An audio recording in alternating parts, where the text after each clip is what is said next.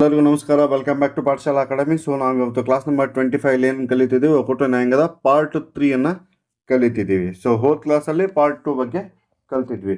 ಇನ್ನು class start ಮಾಡೋದಾದ್ರೆ ಒಂದೇದೇನೋ ಅಧಿಕಾರ ವ್ಯಾಪ್ತಿಯ ಬಗ್ಗೆ ಇವತ್ತು ನಾವು ಏನು ಮಾಡೋಣ, ಡಿಸ್ಕಷನನ್ನು ಮಾಡೋಣ. ಏನು ಸುಪ್ರೀಂ ಕೋರ್ಟಿನ ಅಧಿಕಾರ ವ್ಯಾಪ್ತಿ ಹೆಂಗದ, 1 by 1 ನೋಡ್ಕೊತ ಹೋಗೋಣ. ಒಂದೇದು ಯಾವುದು, ಮೂಲ ವ್ಯಾಪ್ತಿ ಅಂತ ಕರಿತೀವಿ. ಏನು ಮೂಲ ವ್ಯಾಪ್ತಿ. ಮೂಲ ವ್ಯಾಪ್ತಿ ಅಂತಂದ್ರೆ ಏನು? ಮೂಲ ವ್ಯಾಪ್ತಿ ಅಂತಂದ್ರೆ ಆಸ್ ಇಫ್ ಆರ್ಟಿಕಲ್ 131 ಒಳಗೆ ಕೊಟ್ಟಂಗ ಏನು, ಸರ್ವೋಚ್ಚ ನ್ಯಾಯಾಲಯ ಏನೈತಲ್ಲ, ಕೆಲವು ಮೊಕದ್ದಮೆಗಳನ್ನು ನೇರವಾಗಿ ಸ್ವೀಕರಿಸುವ, ಏನು ಕೆಲವು ನೇರವಾಗಿ ಸ್ವೀಕರಿಸುವ, ವಿಚಾರಣೆಯನ್ನು ನಡೆಸುವ ಅಧಿಕಾರವನ್ನು ಹೊಂದಿದೆ. ವಿಚಾರಣೆಯನ್ನು ನಡೆಸುವ ಅಧಿಕಾರ, ಇದನ್ನ ಮೂಲ ನ್ಯಾಯಾಧಿಕಾರ ವ್ಯಾಪ್ತಿ ಅಂತಂದು ಕರಿತೀವಿ. ಇಲ್ಲೇನು ಈ ಮೂಲ ವ್ಯಾಪ್ತಿಯಲ್ಲಿ ಬರುವಂತಹ ಏನು ಕೇಸ್ಗಳು ಮೊಕದ್ದಮೆಗಳಿರ್ತಾವಲ್ಲ, ಇದನ್ನ ಭಾರತದ ಬೇರೆ ಯಾವ ನ್ಯಾಯಾಲಯಗಳು ತಗೊಳಕ್ ಬರೋಂಗಿಲ್ಲ. ಯಾಕಂದ್ರೆ ಆಲ್ರೆಡಿ ಅಲ್ಲಿ ಸುಪ್ರೀಂ ಕೋರ್ಟ್ ಇಂಟರ್ಫಿಯರ್ ಆಗಿಬಿಟ್ಟತಿ. ಹಾಗಾಗಿ ನಾವೇನು ಹೇಳ್ತೇವೆ, ಇದಕ್ಕೆ ಮೂಲ ವ್ಯಾಪ್ತಿ ಅಂತಂದು ಕರಿತೇವೆ. ಅವು ಯಾವ್ಯಾವ ಅಂತ ಯಾವುವು ಮೊಕದ್ದಮೆಗಳು ಅಥವಾ ಕೇಸುಗಳು ಅಂದ್ರೆ, ಒಂದನೇದಾಗಿ ಕೇಂದ್ರ ವರ್ಸಸ್ ರಾಜ್ಯದ ಮೊಕದ್ದಮೆಗಳಿದ್ದಾಗ, ಎರಡನೇದಾಗಿ ಕೇಂದ್ರ ಪ್ಲಸ್ ಅದರ ಪರವಾಗಿರುವಂಥ ರಾಜ್ಯಗಳು ವರ್ಸಸ್ ವಿರೋಧಿ ರಾಜ್ಯಗಳು ಇಂಥವಿದ್ದಾಗ, ಇನ್ನು ಮೂರನೇದಾಗಿ ಎರಡು ಅಥವಾ ಎರಡಕ್ಕಿಂತ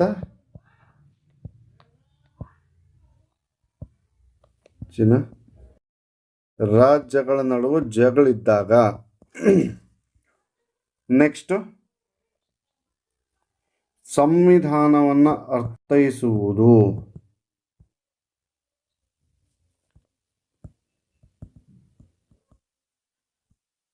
ಏನು ಸಂವಿಧಾನವನ್ನು ಅರ್ಥೈಸುವುದು, ಇದು ಸಹ ಏನು ಮಾಡ್ತತಿ, ಸುಪ್ರೀಂ ಕೋರ್ಟಿನ ಮೂಲ ವ್ಯಾಪ್ತಿ ಅಡಿಯಲ್ಲಿ ಬರ್ತದ. ಇನ್ನು ಎರಡನೆಯದಾಗಿ ಏನು, ಮನವಿಯ ವ್ಯಾಪ್ತಿ.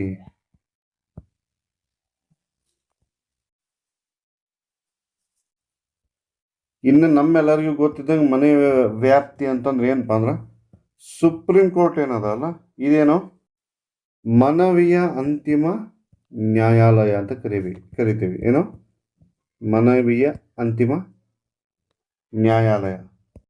ಈಗೇನಾಕತಿ, ಹೈಕೋರ್ಟು ಮತ್ತು ಇತರೆ ಕೋರ್ಟ್ ಒಳಗೆ ಏನು ಕೊಟ್ಟಿರ್ತಾರಲ್ಲ, ಏನೋ ಫಾರ್ ಎಕ್ಸಾಂಪಲ್ ಡಿಸಿಷನನ್ನು ಕೊಟ್ಟಿರ್ತಾರಲ್ಲ, ಆ ಡಿಸಿಷನಿನ ಅಪೋಸಿಟ್ ನೀವು ಸುಪ್ರೀಂ ಕೋರ್ಟಿಗೆ ಹೋಗಬಹುದು. ಎಲ್ಲಿ ಹೋಗ್ಬೋದು, ಸುಪ್ರೀಂ ಕೋರ್ಟಿಗೆ ಹೋಗ್ಬೋದು. ಆದ್ರೆ ಸುಪ್ರೀಂ ಕೋರ್ಟ್ ಒಳಗೆ ಏನು ಡಿಸಿಷನ್ ಹೊರಗೆ ಬೀಳ್ತತ್ತಲ್ಲ, ಆದೇಶ ಹೊರಗೆ ಬೀಳ್ತತ್ತಲ್ಲ, ಅದು ಫೈನಲ್. ಅದನ್ನು ಬಿಟ್ಟು ನೀವು ಮತ್ತೆ ಅದ್ರ ಮ್ಯಾಲೆ ಇನ್ನೊಂದು ಕಡೆ ನಾವು ಹೋಗಿ ಕೇಸ್ ಹಾಕ್ತಾನೆ, ಅಪೀಲ್ ಮಾಡ್ತಾನೆ ಅಂದ್ರೆ ಅದು ಸಾಧ್ಯ ಇಲ್ಲ. ಸುಪ್ರೀಂ ಕೋರ್ಟ್ ಏನು, ಇಟ್ ಈಸ್ ದ ಸುಪ್ರೀಂ, ಅದ ಫೈನಲ್ಲು ಅಂತಂದು ತಿಳ್ಕೊಬೇಕು. ಇನ್ನು ಅದರೊಳಗೆ ಯಾವ್ಯಾವ ಬರ್ತಾವು, ಮನವಿಯ ವ್ಯಾಪ್ತಿಯೊಳಗೆ ಯಾವ್ಯಾವ ಬರ್ತಾವು, ಮೊದಲನೇದಾಗಿ ಯಾವ್ದು ಬರ್ತತಿ, ಸಂವಿಧಾನಿಕ ಮೊಕದ್ದಮೆಗಳು ಅಂತ ಕರಿತೇವೆ.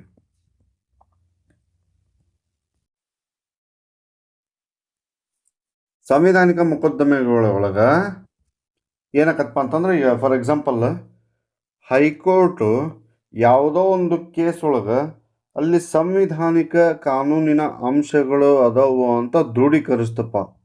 ಏನೋ ಸಂವಿಧಾನಿಕ ಕಾನೂನಿನ ಅಂಶಗಳು ಅದಾವು ಅಂತಂದು ಅಕಸ್ಮಾತ್ ಹೈಕೋರ್ಟ್ ದೃಢೀಕರಿಸಿದರೆ ಏನಕತಿ, ಸುಪ್ರೀಂ ಕೋರ್ಟ್ ಅದನ್ನು ವಿಚಾರಣೆಗೆ ಎತ್ತಿಕೊಳ್ಳುತ್ತದೆ.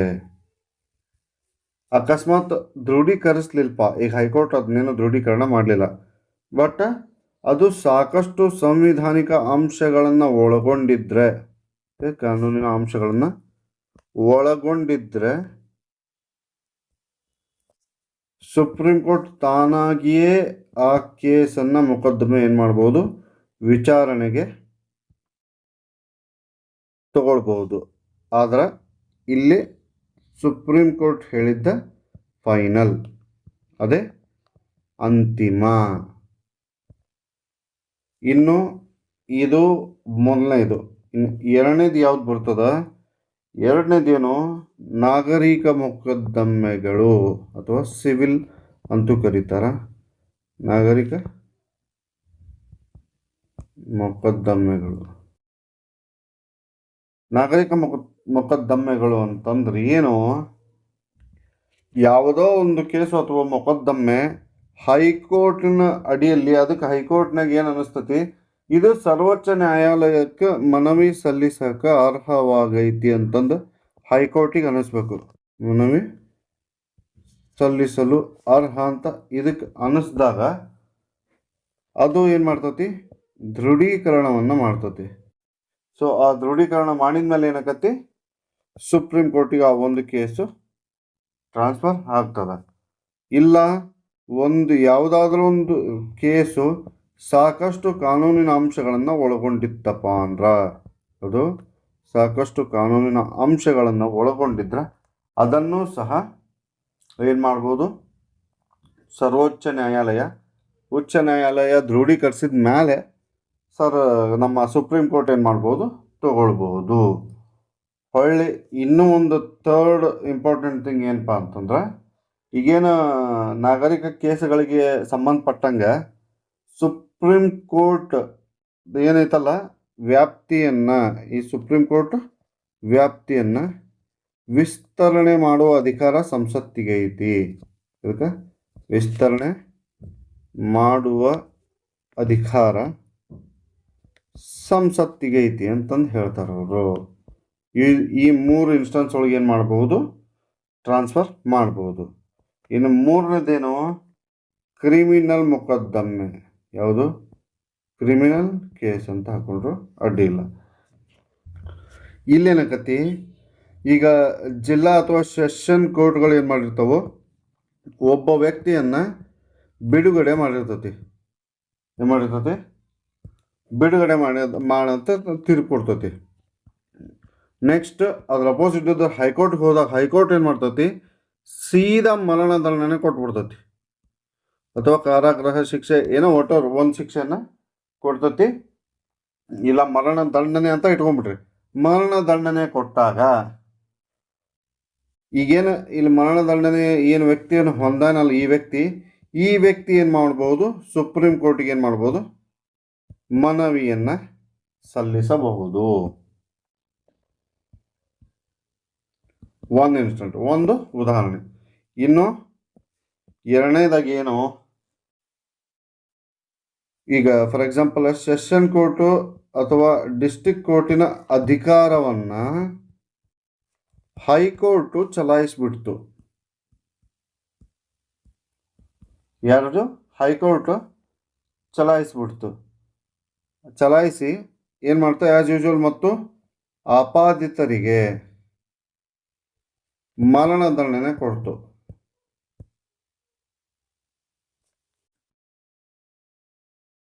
ಅಂತಹ ತೀರ್ಪಿನ ವಿರುದ್ಧ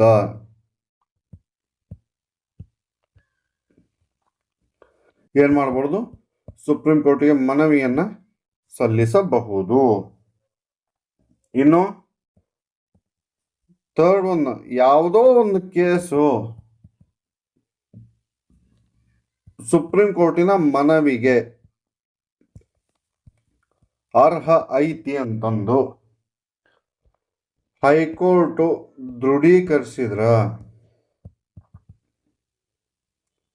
ಅದು ಸಹ ಏನಕತಿ, ಸುಪ್ರೀಂ ಕೋರ್ಟಿಗೆ ಹೋಗ್ತದ. ಇವನ್ ಕ್ರಿಮಿನಲ್ ಮೊಕದ್ದಮೆಗಳಿಗೆ ಸಂಬಂಧಿಸಿದಂತೆಯೂ ಸಹ ಏನು ಮಾಡ್ಬೋದು, ಸರ್ವೋಚ್ಚ ನ್ಯಾಯಾಲಯದ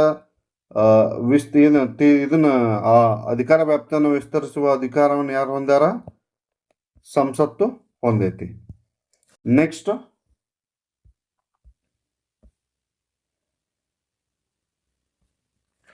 ಸಲಹಾ ವ್ಯಾಪ್ತಿ. ಯಾವುದು ಸಲಹಾ ವ್ಯಾಪ್ತಿ. ಆರ್ಟಿಕಲ್ 143 ನೆನ್ಪಿಟ್ಕೊಂಡ್ಬಿಟ್ರಿ ಇದ್ರಾಗ ಏನಂದ್ರ ಫಾರ್ ಎಕ್ಸಾಂಪಲ್ ಕಾನೂನಿನ ಅಂಶಗಳನ್ನ ಮತ್ತು ಸಂವಿಧಾನಾತ್ಮಕ ಹಾಗೂ ಸಾರ್ವಜನಿಕ ಮಹತ್ವ ಪಡೆದ ಕಾನೂನಿನ ಅಂಶಗಳು ಮತ್ತು ಸಂವಿಧಾನಾತ್ಮಕ ಮತ್ತು ಸಾರ್ವಜನಿಕ ಮಹತ್ವ ಪಡೆದ ವಿಷಯಕ್ಕೆ ಸಂಬಂಧಪಟ್ಟಂಗ ಸುಪ್ರೀಂ ಕೋರ್ಟು ವಿನಂತಿ ಮೇರೆಗೆ, ನೆನಪಿರ್ಲಿ, ಈ ವಿನಂತಿ ಮೇರೆಗೆ ಏನು ಮಾಡ್ಬೋದು, ರಾಷ್ಟ್ರಾಧ್ಯಕ್ಷರಿಗೆ ಸಲಹೆಗಳನ್ನು ಮತ್ತು ಅಭಿಪ್ರಾಯವನ್ನು ನೀಡಬಹುದು. ಇದನ್ನು ರಾಷ್ಟ್ರಾಧ್ಯಕ್ಷರು ಕೇಳಿದಾಗ ಮಾತ್ರ ನೀಡಬಹುದು. ಅವ್ರು ಹೇಳಿದ್ದನ್ನು ರಾಷ್ಟ್ರಾಧ್ಯಕ್ಷರು ತಗೊಳ್ಳಬಹುದು, ಬಿಡಲೂಬಹುದು. For example Kerala education act 1958 ಒಳಗ್ರಿ, ಅದಾದ್ಮೇಲೆ ಕೇಶವ್ ಸಿಂಗ್ ಪ್ರಕರಣ 1956ರಾಗ, ಅದಾದ್ಮೇಲೆ ರಾಷ್ಟ್ರಾಧ್ಯಕ್ಷರ ಚುನಾವಣೆ ಕಾಯ್ದೆ 1974ರಾಗ ಸಹ ಏನು ಮಾಡಿದ್ರು, ಸಲಹೆಗಳನ್ನು ಕೇಳಿದ್ರು. ಇವನ್ನ ಇದು ಏನು ಕಾವೇರಿ ನೀರಿನ ವಿವಾದ, ಅಯೋಧ್ಯೆ ರಾಮ ಮಂದಿರದ ವಿವಾದ, ಬಾಬರಿ ಮಸೀದಿದ್ದು, ಇವಕ್ಕೆಲ್ಲವಕ್ಕೂ ಸಲಹೆ ಕೊಡುವಂತೆ ರಾಷ್ಟ್ರಾಧ್ಯಕ್ಷರು ನಮ್ಮ ಸುಪ್ರೀಂ ಕೋರ್ಟನ್ನು ಕೇಳಿದಾಗ ಅವರು ಸಲಹೆಯನ್ನು ನೀಡಿದ್ರು. ಇನ್ನು ನೆಕ್ಸ್ಟ್ ಯಾವ ವ್ಯಾಪ್ತಿ ಬರ್ತದ, ಪುನರ್ ಪರಿಶೀಲನಾ ವ್ಯಾಪ್ತಿ ಅಂತ ಬರ್ತೈತಿ. ಯಾವುದು ಪುನರ್ ಪರಿಶೀಲನಾ ವ್ಯಾಪ್ತಿ. ಇದು ಭಾಳ ಅಂದ್ರೆ ಭಾಳ ಸಿಂಪಲ್ ಐತಿ, ಏನಿಲ್ಲ. ಆರ್ಟಿಕಲ್ 137ನೇ ಅಂತಲ್ಲಿ ಏನೈತಿ, ಸುಪ್ರೀಂ ಕೋರ್ಟು ತನ್ನ ತೀರ್ಪುಗಳನ್ನು ಏನು ಮಾಡ್ಬೋದು, ತನ್ನ ತೀರ್ಪುಗಳನ್ನು ಮತ್ತು ಆದೇಶಗಳನ್ನು ಪುನರ್ ಪರಿಶೀಲಿಸಬಹುದು. ಇಷ್ಟ ಪರಿಶೀಲಿಸಬಹುದು. ಯಾಕೆ ಹಿಂಗಾಕತಿ ಅಂದಾಗ, ಈಗ ಫಾರ್ ಎಕ್ಸಾಂಪಲ್ ಏನೋ ಯಾವುದೋ ಒಂದು ಕೇಸ್ನಾಗ ಏನಾಗಿರುತ್ತೆ, ನೀನು ಇನ್ಸ್ಟಂಟ್ ಅಲ್ಲಿ ಒಂದು ಸಾಕ್ಷ್ಯ ಸಿಕ್ಕಿರಂಗಿಲ್ಲ ಅಥವಾ ಪುರಾವೆ ಸಿಕ್ಕಿರಂಗಿಲ್ಲ, ಅವಾಗ ಅದನ್ನ ಒಂದು ಆರ್ಡರ್ ಪಾಸ್ ಮಾಡಿಬಿಟ್ಟಿರ್ತಾರೆ ಇವರು, ಒಂದು ಆದೇಶವನ್ನು ಹೊರಡಿಸ್ಬಿಟ್ಟಾರ. ಬಟ್ ಒಮ್ಮಕ್ಳೆ ಒಂದು ಹೊಸ ಸಾಕ್ಷಿ ಬಂತಪ್ಪ ಅಥವಾ ಒಂದು ಹೊಸ ದಾಖಲೆ ಸಿಕ್ತು ಆ ಕೇಸಿಗೆ ಸಂಬಂಧಪಟ್ಟಂಗ, ಆ ಒಂದು ದಾಖಲೆಯಿಂದ ಇಡೀ ಪ್ರಕರಣನ ಆದೇಶನ ಉಲ್ಟಾ ಆಗೋ ರೇಂಜಿಗೆ ಇರ್ತೈತಿ. ಸೊ ಹಂಗಾಗಿ ಏನ್ ಮಾಡ್ತಾರ, ಆರ್ಟಿಕಲ್ 137 ಅಂಡರ್ ತನ್ನ ತೀರ್ಪನವರು ಮತ್ತು ಮರುಪರಿಶೀಲಿಸಲು ಅಧಿಕಾರವನ್ನು ಹೊಂದೈತಿ ಅಂತ ಹೇಳ್ತಾರೆ. ನೆಕ್ಸ್ಟ್ ರಿಟ್ ವ್ಯಾಪ್ತಿ. ಯಾವುದು ರಿಟ್ ವ್ಯಾಪ್ತಿ ಅಂದ್ರೆ 5 ರಿಟ್ಗಳದವಲ್ರಿ, ಆ ರಿಟ್ಗಳನ್ನ ಹೊರಡಿಸುವುದು.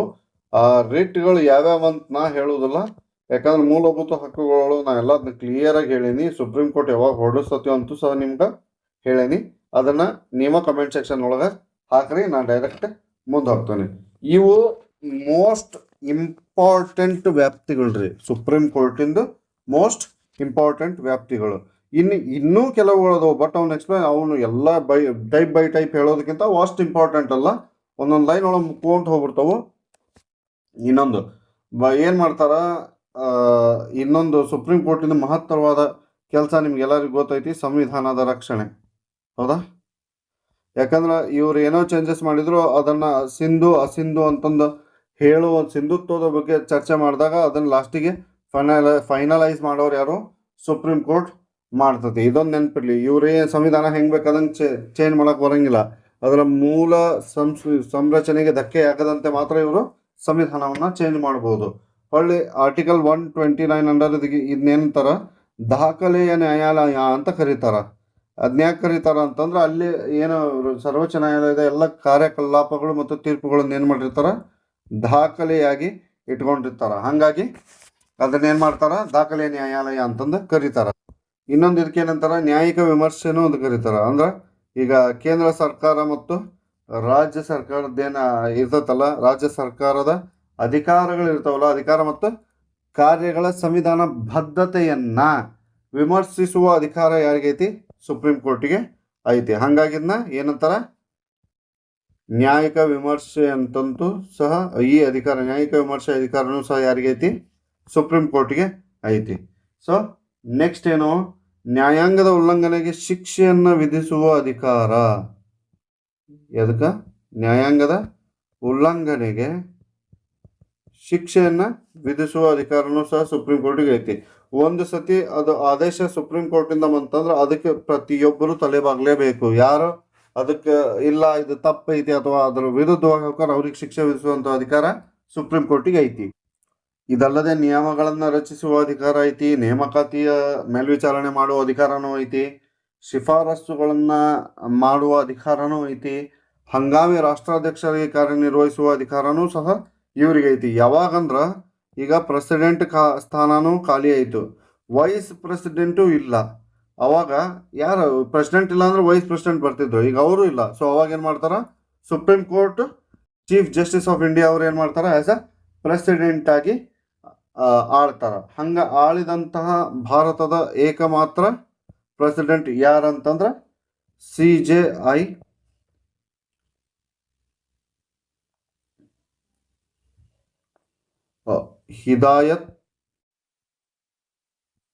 ಹಿದಾಯತುಲ್ಲಾ ಅವರು ಭಾರತದ ಏಕೈಕ ಚೀಫ್ ಜಸ್ಟಿಸ್, ರಾಷ್ಟ್ರಾಧ್ಯಕ್ಷರಾಗಿ ಕಾರ್ಯನಿರ್ವಹಿಸಿದವರು. ಇನ್ನು ಇವರಿಗೆ ವಿಚಾರಣೆ ಮಾಡುವ ಅಧಿಕಾರನೂ ಸುಪ್ರೀಂ ಕೋರ್ಟ್, ವಿಚಾರಣಾಧಿಕಾರ ಸಹಿತ ಅವರಿಗೆ ಅದ.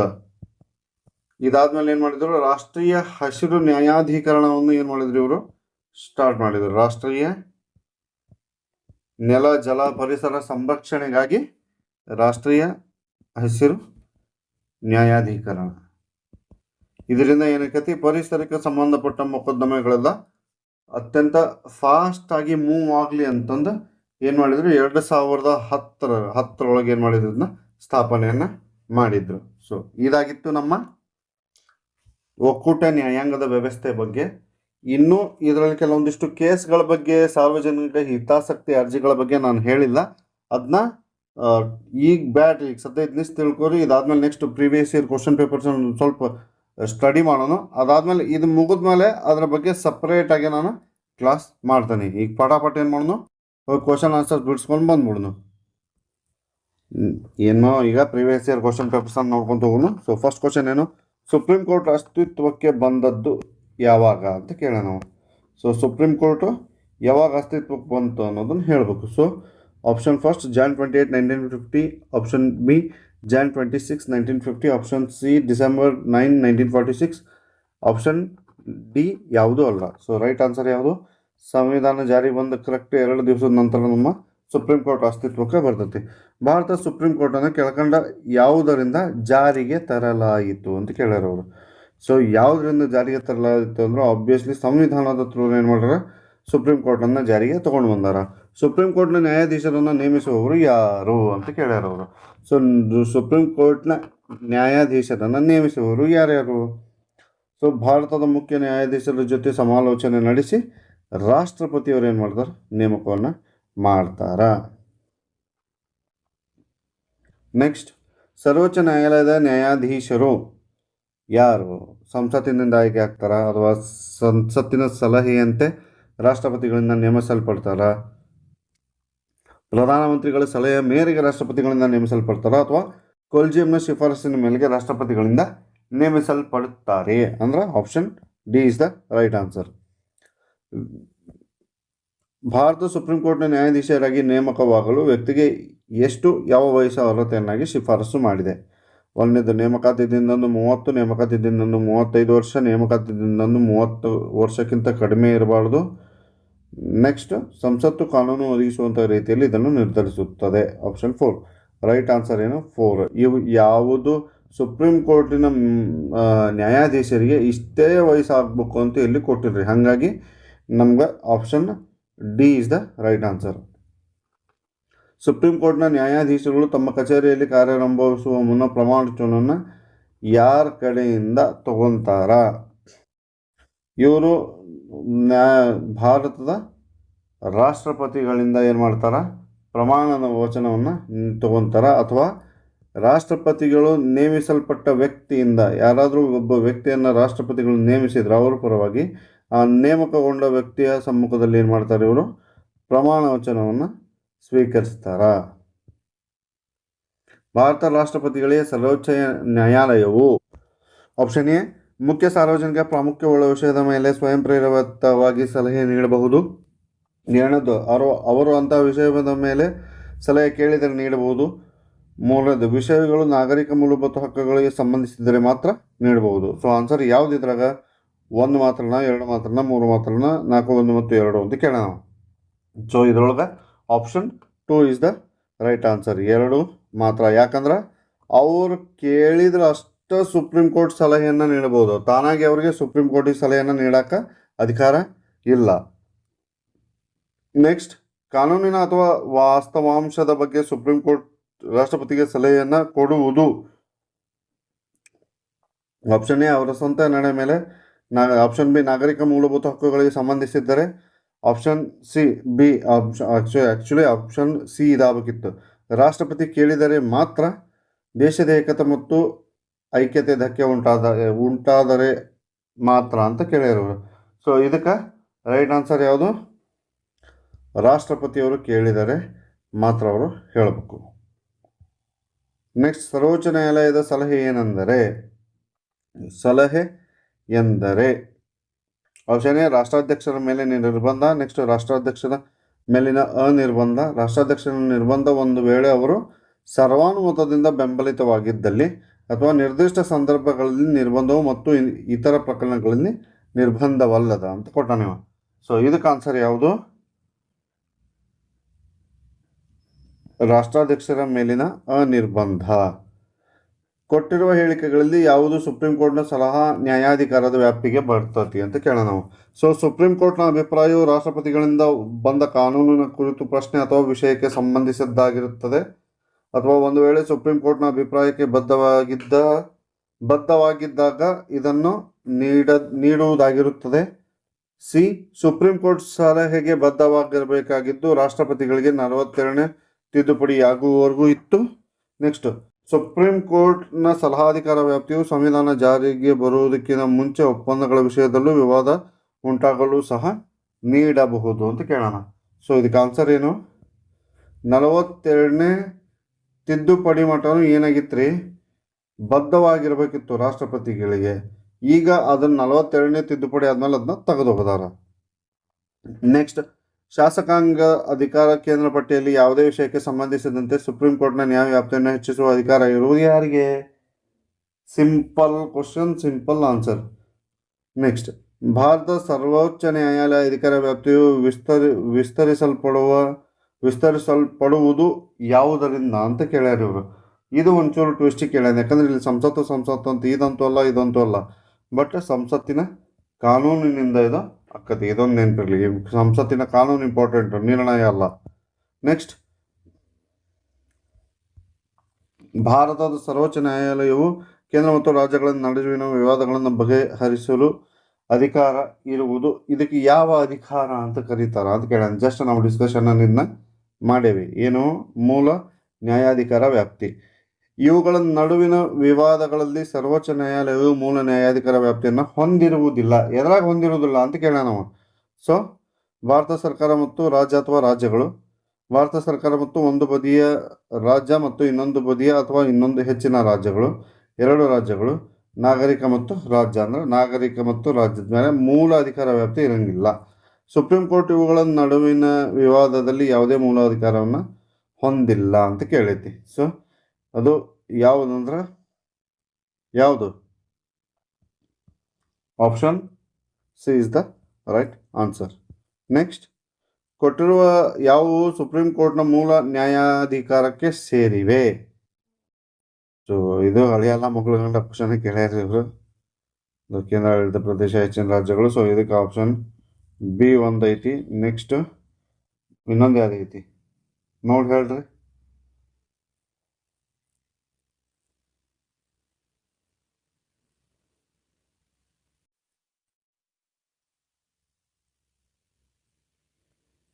ಸೇರಿವೆ, ಸೇರಿಲ್ಲ ಅಲ್ಲ, ಸೇರಿವೆ ಅಂತಂದ್ರೆ ಇದೊಂದು ಬರ್ತೈತಿ, ಇದು ಬರೋಂಗಿಲ್ಲ. ನಾ ಇದನ್ನು ಸೇರಿಲ್ಲ ಅಂತ ಮಾಡಿ ಕನ್ಫ್ಯೂಸ್ ಆಗಿಬಿಟ್ಟಿದ್ದೆ. ನೆಕ್ಸ್ಟು ಇದು ಬರ್ತೈತಿ. ಭಾರತ ಸರ್ಕಾರ ಮತ್ತು ಕೇಂದ್ರಾಡಳಿತ ಪ್ರದೇಶ ನಡುವೆ ವ್ಯಾಜ್ಯಗಳು ಬರುವುದೇ ಇಲ್ಲ. ಕೇಂದ್ರಾಡಳಿತ ಪ್ರದೇಶ ಅಂದ್ರೆ ಏನು? ಕೇಂದ್ರದಿಂದ ಆಡಳಿತ ಹೊಂದತಿ. ಸೊ ಇದಕ್ಕೆ ಹೆಂಗೆ ಭಾರತ ಸರ್ಕಾರನ ಆಡಳಿತ ಮಾಡ್ತಿರ್ತೈತಲ್ಲ, ಹಾಗಾಗಿ ಅಲ್ಲಿ ವ್ಯಾಜ್ಯಗಳು ಬರೋಕ್ಕೆ ಸಾಧ್ಯನೇ ಇಲ್ಲ. So option C is the right answer. 1 ಮತ್ತು 4. ನೆಕ್ಸ್ಟ್, ಕೆಳಕಂಡ ಯಾವ ರೀತಿಯ ವಿವಾದದಲ್ಲಿ ಸರ್ವೋಚ್ಚ ನ್ಯಾಯಾಲಯಕ್ಕೆ ಮೂಲ ಅಧಿಕಾರ ವ್ಯಾಪ್ತಿ ಇರಬೇಕೆಂದಿಲ್ಲ? ಅವರಿಗೆ ಅದಿಲ್ಲ ಅಂದ್ರೆ ನಡೀತೈತಿ ಅಂತ ಕೇಳ್ಯಾರ ಇವರು. ಅಂತರ್ರಾಜ್ಯ ಜಲ ವಿವಾದಗಳ ಮೇಲೆ ಇವರಿಗೆ ಮೂಲ ಅಧಿಕಾರ ವ್ಯಾಪ್ತಿ ಇರಲೇಬೇಕನ್ನೋ ನಿಯಮ ಏನೂ ಇಲ್ಲ. ನೆಕ್ಸ್ಟ್, ಭಾರತ ಸರ್ವೋಚ್ಚ ನ್ಯಾಯಾಲಯವು ಮೂಲ ಅಧಿಕಾರ ವ್ಯಾಪ್ತಿ ಹೊಂದಿದ್ದು ಅಪೀಲು ಅಧಿಕಾರ ಇಲ್ಲ. ನೆಕ್ಸ್ಟ್, ಭಾರತ ಅಟಾರ್ನಿ ಜನರಲ್ ನೇಮಿಸ್ತತಿ. ಕೇಂದ್ರ ಮತ್ತು ರಾಜ್ಯಗಳ ವಿವಾದ ಬಗೆಹರಿಸ್ತತಿ. ನೆಕ್ಸ್ಟ್, ಮೂಲಭೂತ ಹಕ್ಕುಗಳನ್ನು ಜಾರಿಗೊಳಿಸ್ತತಿ. ಸೊ ಮೂಲಭೂತ ಹಕ್ಕುಗಳನ್ನು ಜಾರಿಗೊಳಿಸೋದು ಸಂವಿಧಾನ. ಅಟಾರ್ನಿ ಜನರಲ್ನ ರಾಷ್ಟ್ರಪತಿಯವರು ಪ್ರಧಾನಮಂತ್ರಿಯ ಸಲಹೆ ಮೇರೆಗೆ ನೇಮಿಸ್ತಾರೆ. ಇವರಿಗೆ ಅಪೀಲು ಅಧಿಕಾರನೂ ಐತಿ. ಸೊ ಇದಕ್ಕೆ ಆನ್ಸರ್ ಏನು? ಕೇಂದ್ರ ಮತ್ತು ರಾಜ್ಯಗಳ ವಿವಾದವನ್ನು ಬಗೆಹರಿಸ್ತತಿ. ಕೆಳಕಂಡ ಯಾವ ಹೇಳಿಕೆಯು ಸರಿಯಾಗಿವೆ ಅಂತ ಕೇಳೋಣ. ಸೊ ಸಂವಿಧಾನ ಅದರ ಮೂಲಭೂತ ಸಂರಚನೆಯ ಸ್ಪಷ್ಟವಾಗಿ ತಿಳಿಸುತ್ತದೆ. ಸಂವಿಧಾನದ ಮೂಲ ಸಂರಚನೆಯನ್ನು ಸುಪ್ರೀಂ ಕೋರ್ಟ್ ವಿಸ್ತಾರವಾಗಿ ವ್ಯಾಖ್ಯಾನಿಸಿದೆ.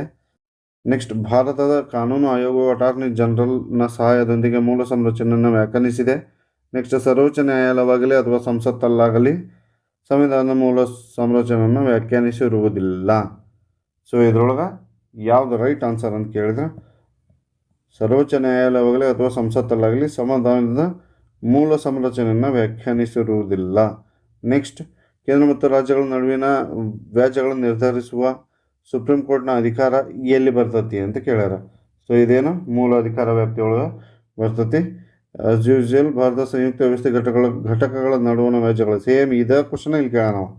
ಅದು ಮೂಲ ಅಧಿಕಾರ ವ್ಯಾಪ್ತಿಯಾಗಿ ಬರ್ತದೆ. ಸೊ ಇದಾಗಿತ್ತು ಏನ್ರಿ ನಮ್ಮ ಇಂದಿನ ಕ್ಲಾಸು. ನಾವು ನ್ಯಾಯಾಂಗವನ್ನು ಮುಗಿಸಿದ್ವಿ. ಅದ್ರ ಮೇಲೆ ಆಲ್ರೆಡಿ ಕ್ವಶನ್ಸನ್ನು ಪ್ರಿವಿಯಸ್ ಇಯರ್ ಕ್ವಶನ್ಸನ್ನು ನಾವೇನು ಮಾಡಿದ್ವಿ ನೋಡ್ಕೊಂಡು ಬಂದ್ವಿ. ಸೊ ಕ್ಲಾಸ್ ಹೆಂಗಿತ್ತು ಅಂತಂದು ದಯವಿಟ್ಟು ಕಮೆಂಟ್ ಒಳಗೆ ತಿಳಿಸ್ರಿ. ನಿಮಗೇನಾದರೂ ಡೌಟ್ ಇದ್ರೆ ಅದ್ರೊಳಗೆ ತಿಳಿಸ್ರಿ. ನಮಗೆ ಸಾಧ್ಯ ಆದಷ್ಟು ನಾವು ಅದನ್ನ ಪ್ರಯತ್ನ ಬಿಡ್ಸೋಕೆ ಟ್ರೈ ಮಾಡ್ತೀವಿ ಅಂತ ಹೇಳ್ತಾ, ವಿಡಿಯೋ ಇಷ್ಟ ಆಗಿದ್ರೆ ದಯವಿಟ್ಟು ಲೈಕು ಶೇರು ಸಬ್ಸ್ಕ್ರೈಬ್ ಅಂತಂದು ಹೇಳ್ತಾರೆ, ಅದನ್ನ ಚೂರು ಮಾಡಿರಿ. ಹಂಗೆ ಯಾರಿಗೆ ಕಲಿಯೋಕೆ ಇಷ್ಟ ಐತಿ ಅವ್ರಿಗೆ ದಯವಿಟ್ಟು ನಮ್ಮ ಪಾಠಶಾಲೆ ಅಕಾಡೆಮಿಯ ಯೂಟ್ಯೂಬ್ ಚಾನಲನ್ನು ಶೇರ್ ಮಾಡಿರಿ. ಹಂಗೆ ಒಂದು ಗಂಟೆ ಕಟ್ಟೇವ್ರಿ ನಮ್ಮ ಇದ್ರಾಗ ಯೂಟ್ಯೂಬ್ನಾಗ. ಸೊ ಆ ಗಂಟೆ ಹೊಡೆದ್ರೆ ನೆಕ್ಸ್ಟ್ ನಮ್ಮ ವಿಡಿಯೋ ಬಂದಿದ್ದು ನೋಟಿಫಿಕೇಶನ್ಸ್ ಇದೆ ನಿಮ್ಮ ಫೋನಿಗೆ ಬರ್ತಾವೆ ಅಂತ ಹೇಳ್ದೆ ಇವತ್ತಿನ ನನ್ನ ಕ್ಲಾಸನ್ನು ಮುಗಿಸ್ತಾ ಇದ್ದೀನಿ. ಎಲ್ಲರಿಗೂ ದತ್ತಗುರು ನಮಸ್ಕಾರ.